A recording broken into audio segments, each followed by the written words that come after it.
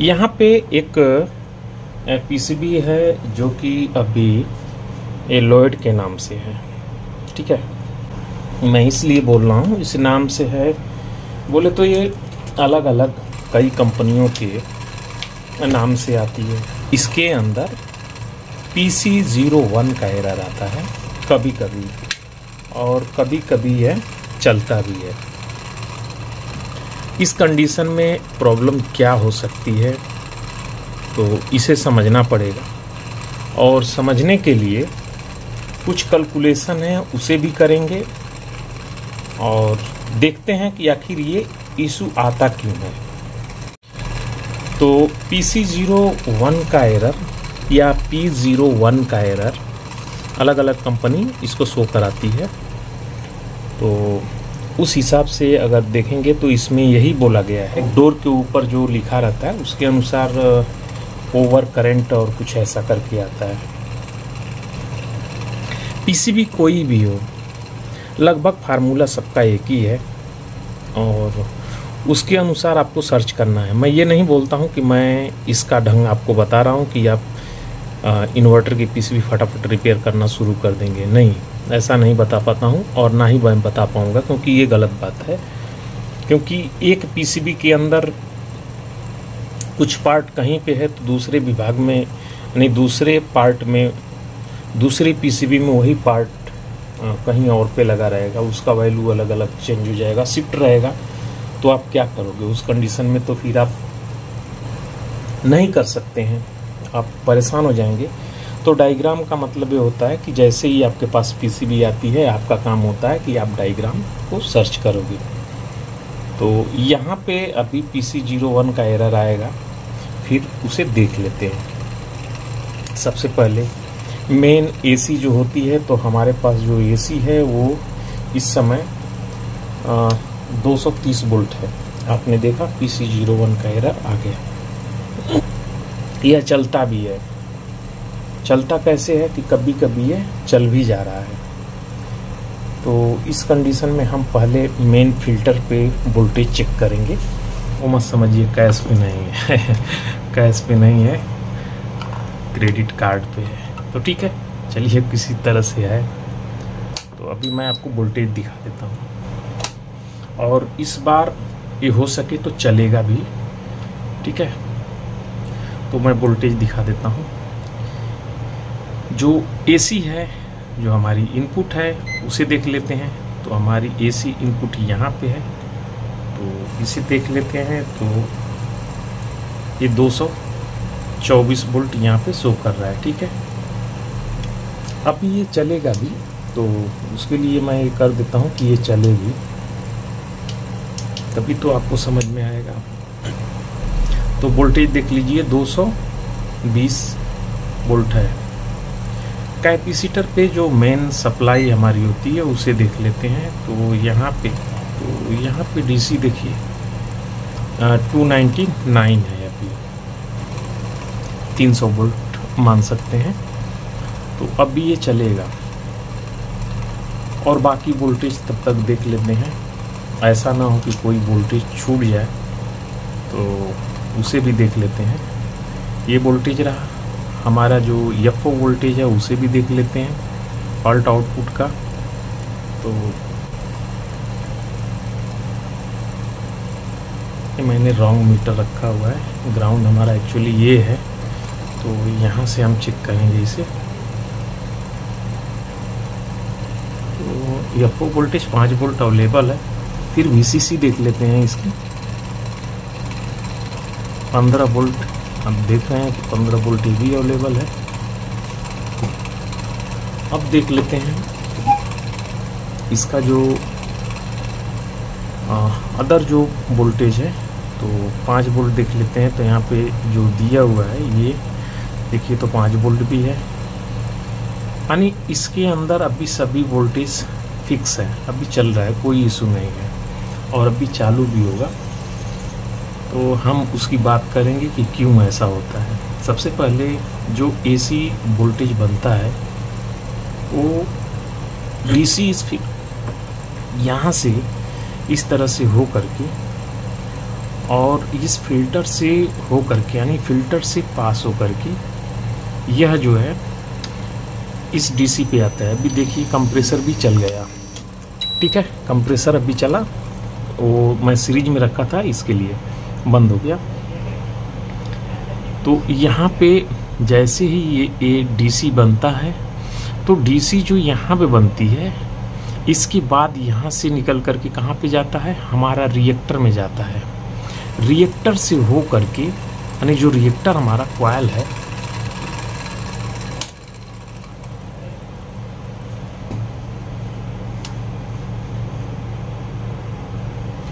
जो हमारा रिएक्टर का कॉइल है ये वाला, इस कॉइल से हो करके जैसे ही कॉइल से निकलेगा, वहीं से एक हमारा जो शॉर्ट की डायोड बोलते हैं, उससे हो करके ये फिल्टर पे आएगा। रेक्टिफायर जो शॉर्ट की है और जो कॉइल है, इस पॉइंट पे हमारी आईजीबीटी लगी होती है।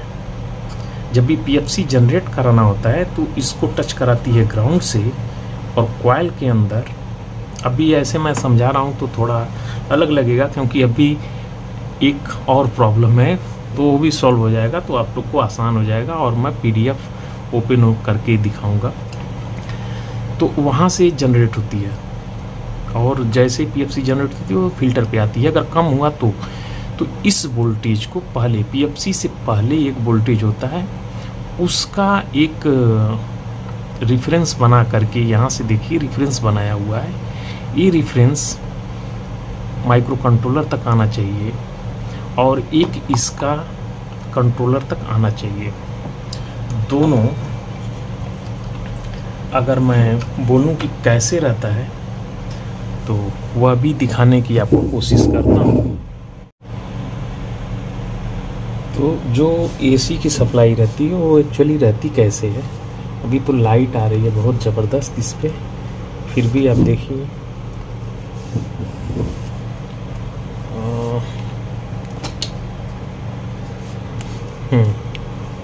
चलिए। तो ये जो एक रेजिस्टेंस हमारी ये रहेगी, ये करीब 1 मेग की रहती है, यानी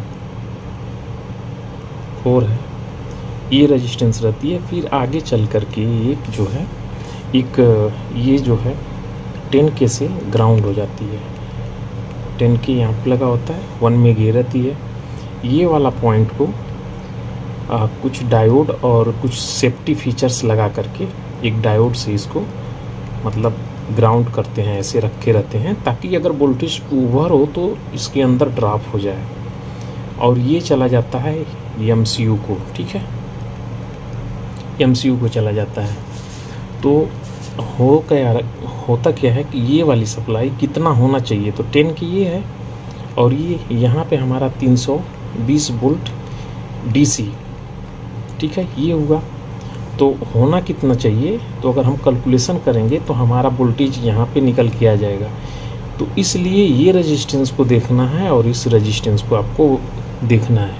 ये दो रेजिस्टेंस अगर आप देख लेते हैं तो आपको बहुत आसान हो जाएगा। तो चलिए मैं इसका जो है कैलकुलेशन भी करके आपको दिखा देता हूँ। तो यहाँ पे मैं कैलकुलेशन अभी करता हूँ इसका, तो वो भी देख लेते हैं, ठीक है। तो हमारा पहला रेजिस्टेंस कितना है, 1004 है, तो 4 जीरो हम इसमें ऐड कर लेंगे, ठीक है। तो 4 हो गए, ये ऐड हो गए। अब प्लस हमारा कितना रेजिस्टेंस बनता है, टोटल रेजिस्टेंस जो ग्राउंड से और बीच में जो फ्लो करने वाला का रेजिस्टेंस है, टोटल एक साथ में कर लीजिए। तो ये 10,000 ये हो गया हमारा, ठीक है, ये हुआ हमारा 10,000। तो टोटल हमारा हो गया 1014 टाइम 0, ठीक है। तो ये याद रखिए। अब इसको हम करेंगे क्या, देखिए टोटल सप्लाई हमारी 320 है, तो 320 भागा कितना, 1010000, यही था। अब हमारा ये आ गया, ये हमारी करंट हो गई, फ्लो होने वाली टोटल करंट फ्लो हो गई।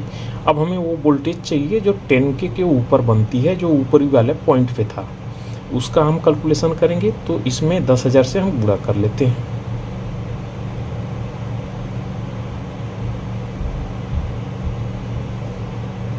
तो हमारा वोल्टेज निकल के आता है 3.16। ये हमारा वोल्टेज यही होना चाहिए, ठीक है। तो दोनों तरफ अगर पीएफसी जनरेट नहीं हो रही है तो इस कैपेसिटर पे बनने वाली सप्लाई और दूसरे तरफ बनने वाली सप्लाई दोनों बराबर ही होगी, ठीक है। तो उस हिसाब से अभी देख लेते हैं इसका, यहाँ पे वोल्टेज देख लेते हैं।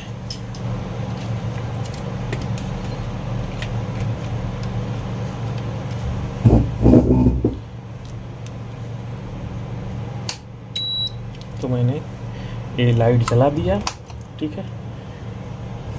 अब वोल्टेज देख लेते हैं।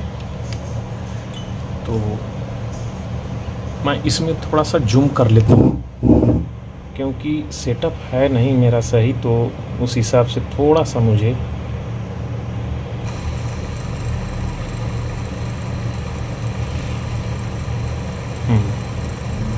डिस्प्ले को आउट कर देता हूँ, उसकी हमें ज़रूरत नहीं है।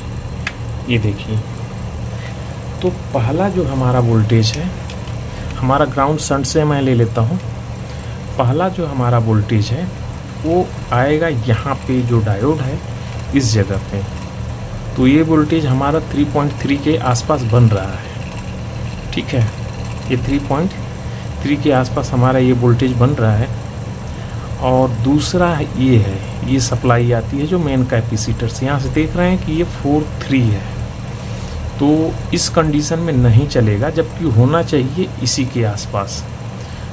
तो हमारा एक का रेजिस्टेंस जो है वैल्यू शिफ्ट कर गया है। एक रेजिस्टेंस जो वैल्यू हमारी जो शिफ्ट कर चुकी है, तो उसे मैं अभी निकालूंगा और निकाल करके मैं दूसरी रेजिस्टेंस बिठा देता हूँ। फिर इसके बाद आगे बात करेंगे उस पर, ठीक है। तो यहाँ पे जो रजिस्टर की वैल्यू शिफ्ट महसूस पड़ रही है और जो मुझे लग रही है वो रेजिस्टेंस की वैल्यू, वो रेजिस्टेंस है यहाँ पे आप देखिए, तो ये वाली रेजिस्टेंस है 01C। ये ग्राउंड है, तो ग्राउंड से ये डायरेक्ट यहाँ पे अटैच है। तो इस कंडीशन में हम इसे पहले ओपन करेंगे और इसकी वैल्यू भी चेक करेंगे। ये जब तक शिफ्ट नहीं करेगा तब तक इतना वोल्टेज होना ही नहीं चाहिए किसी भी हालत में। वोल्टेज और कम हो सकता है लेकिन बढ़ना नहीं चाहिए। बढ़ने का कारण ये हो सकता है कि या तो हमारा ये डायोड जो है ये शॉर्ट हो जाए, क्योंकि इस तरफ 5 वोल्ट रहती है, ठीक है। इस तरफ 5 वोल्ट है और दूसरी तरफ ये जो है एक ग्राउंड है, तो इसके बीच में 2 डायोड लगे हैं, एक ग्राउंड की तरफ है और एक पॉजिटिव से। तो दोनों में से अगर ये शॉर्ट होगा तब भी होगा, या ये रेजिस्टेंस की वैल्यू शिफ्ट हो जाए, दोनों में से कोई एक खराब होगा तब भी इस कंडीशन में जा सकती है। तो ये मत समझिए कि मैं ये पीसीबी की ट्रेनिंग दे रहा हूँ, ठीक है। पीसीबी की ट्रेनिंग मैं नहीं देता हूँ, मैं सिर्फ बेसिक बताने की कोशिश करता हूँ, बेसिक ही सिखाता हूँ। और बेसिक के बल पे आप चाहें तो कैसा भी पीसीबी है आप उसे कर सकते हैं, ऑडियो वीडियो जो चाहें वो कर सकते हैं। तो यहाँ पे देखिए जो मैं रजिस्टर निकाला हूँ ये 11 किलो ओम के करीब शिफ्ट हो चुकी है। और दूसरा चीज़, ये जो मैं डायोड को निकाला था क्योंकि शॉर्टिंग मुझे लग रहा था कि ऐसा वोल्टेज क्यों ऐसा हो रहा है, तो ये मॉइस्चर की वजह से भी इसका वैल्यू अगर शिफ्ट होगा तो भी होगा।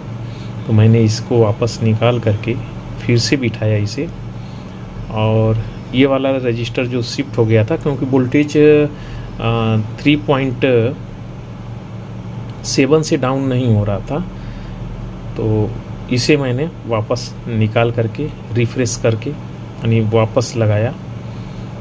अभी यहाँ पे आप वोल्टेज देखिए, तो मैं चेक करा देता हूँ आपको।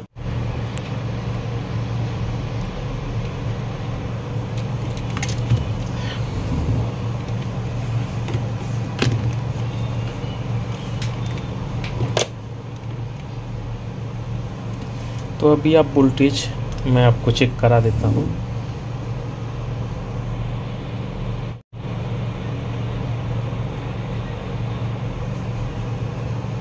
तो अभी वोल्टेज चेक कर लेते हैं।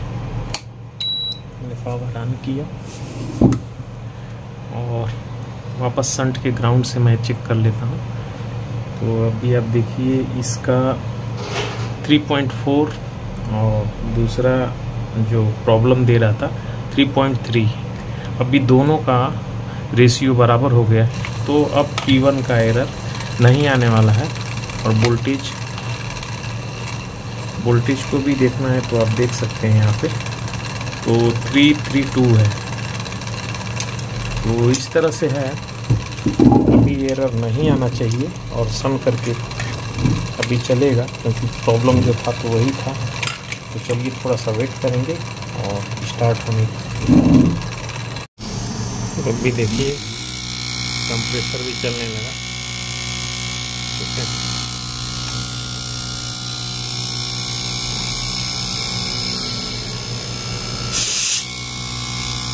तो इस तरह से है, कुछ रहती है प्रॉब्लम छोटी छोटी, लेकिन कारगर रहती है, जो कि तंग कर सकती है, परेशान कर सकती है। तो चलिए नेक्स्ट वीडियो में फिर मिलते हैं।